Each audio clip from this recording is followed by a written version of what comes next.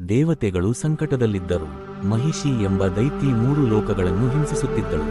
ಅವಳಿಗೆ ದೊರೆತ ವರ ಶಿವ ಮತ್ತು ವಿಷ್ಣುವಿನ ಸಂಯೋಗದಿಂದ ಹುಟ್ಟಿದವನೇ ಅವಳನ್ನು ಕೊಲ್ಲಬಲ್ಲನು.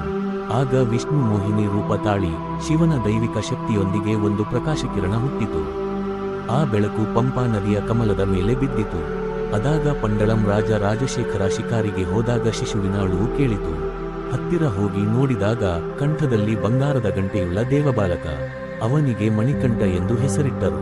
ಅವನು ಧೈರ್ಯ, ಕರುಣೆ, ಬುದ್ಧಿಯ ಮಾದರಿ. ಆದರೆ ರಾಣಿಯ ಸೂಯೆಯಿಂದ ಕಪಟ ಕಾಯಿಲೆ ತೋರಿಸಿ ಹೇಳಿದಳು, ಹುಲಿಯ ಹಾಲು ತರುತ್ತೀಯ?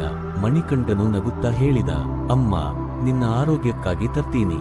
ಅವನು ಕಾಡಿಗೆ ತೆರಳಿ ಮಹಿಷಿಯ ಜೊತೆ ಯುದ್ಧ ಮಾಡಿ ಅವಳನ್ನು ಸಂಹರಿಸಿದನು. ನಂತರ ಹುಲಿಯ ಮೇಲೆ ಸವಾರಿ ಮಾಡಿ ಅರಮನೆಗೆ ಹಿಂದಿರುಗಿ ತಾಯಿಗೆ ಹಾಲು ನೀಡಿ ಕ್ಷಮೆ ನೀಡಿದನು. ನಂತರ ಪಂಪಾ ತೀರದ ಶಬರಿಮಲೆಯಲ್ಲಿ ಧ್ಯಾನಕ್ಕೆ ಕುಳಿತುಕೊಂಡು ದೈವರೂಪ ತಾಳಿದನು.